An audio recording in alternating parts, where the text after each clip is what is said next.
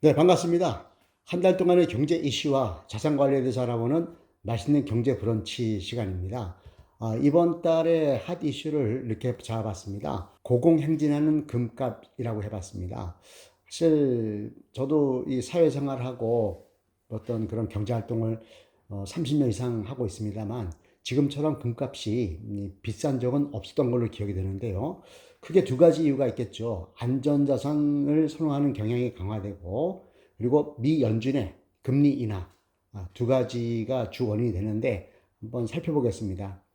안전자산을 왜 선호하냐 하면은요, 지정학적인 갈등이 전 세계적으로 지금 나고 있죠. 유럽, 러시아, 우크라이나 전쟁이고요. 중동, 이스라엘과 뭐 이란 간의 갈등, 그리고 대만, 뭐 화약과 같죠. 언젠가는 큰 문제 터질 것 같은데요. 이런 곳에서 많은 갈등이 생기고 있다는 거죠. 그리고 러시아 우크라이나 전쟁이 생각보다 훨씬 더 장기화되고 있고 최근에 북한군이 참전했다는 얘기도 있고 해가지고 이 부분이 생각보다 어떤 충격이 큰 것 같습니다.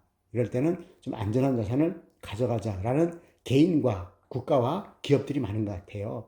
실제로 올해 1월부터 10월까지 금을 가장 많이 매수한 그런 주체는요, 개인이 제일 많습니다. 43%고요. 기관이 37%, 그리고 금 관련 업자분들이 19% 그렇다는 거예요. 그리고 개인 투자자들이 가입한 금 거래 계좌 수가 올해 6월 말 기준으로 120만 계좌가 넘었다고 합니다. 그만큼 안전자산에 대한 선호 현상의 금을 매수하면서 가격이 올라간 원인이 됐고요. 또 하나가 미국 연준의 금리 인하인데요. 금리를 내리고 있죠, 미국이. 5.5%에서 지금 5.0 기타 계속해서 내려가고 있는데, 자, 그럼 언제까지 내려갈 것인지는 확실치는 않지만 금리 인하 사이클이 시작됐다라는 신호를 준 거예요. 그래서 금리가 사실은 인하가 되면 금값이 이제 올라가는 것이 일반적인데요. 왜냐하면 이자를 별로 안 좋았습니까? 그러면 예금을 할 이유가 없죠.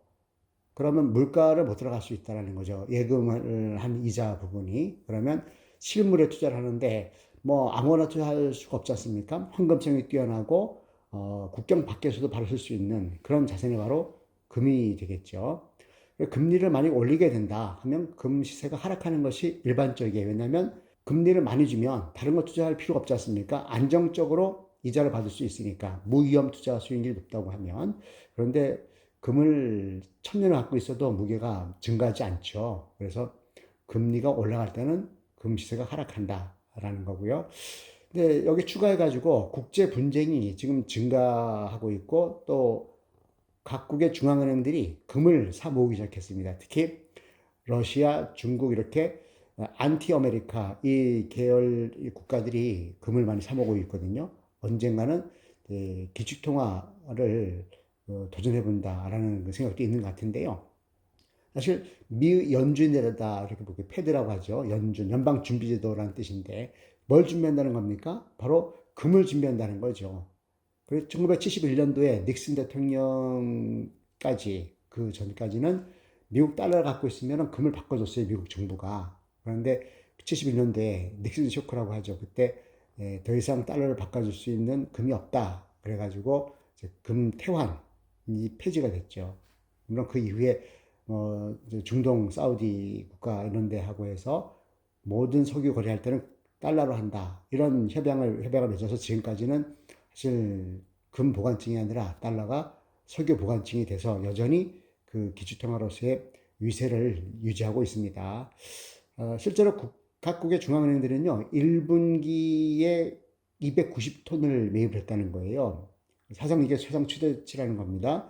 근데 그 이후에도 계속 매수세를 유지하고 있다. 그래서 당분간은 금값 강세가 이어질 것으로 예상이 됩니다.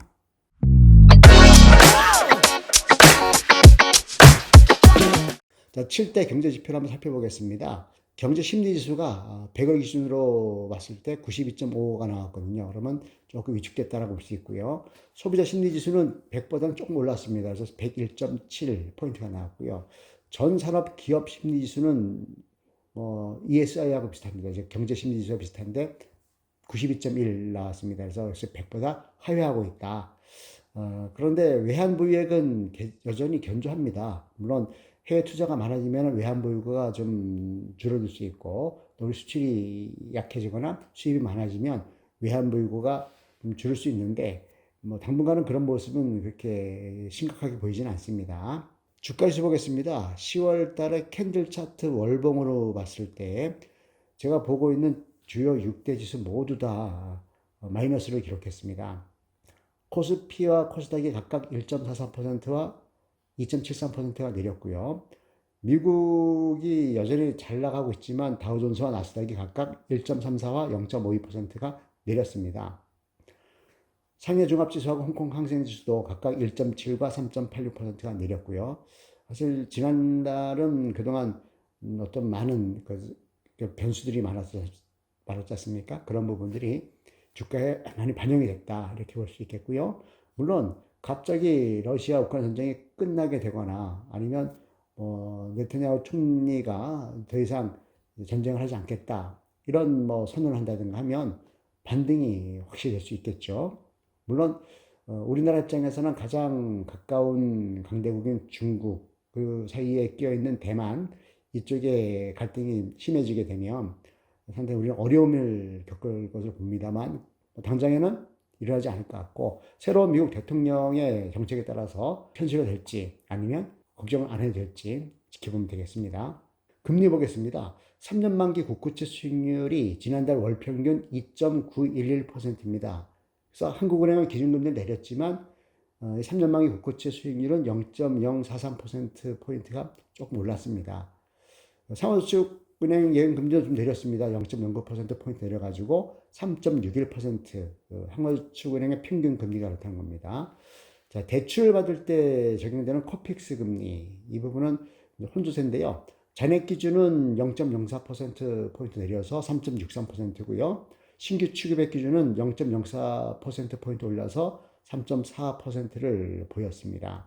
환율은 가장 민감한 이슈죠. 사실 환율이 올라가면 물가 올라가고 금리를 올려야 되는 이런 악순환이 되는데 지금은 환율이 1300 한 후반, 1300원 후반대에 박스권을 형성하고 있는 것 같습니다. 1400원까지는 넘지 않게끔 당국에서 관리할 것 같은데 그 하방으로 내려가기는 쉽지 않아 보입니다.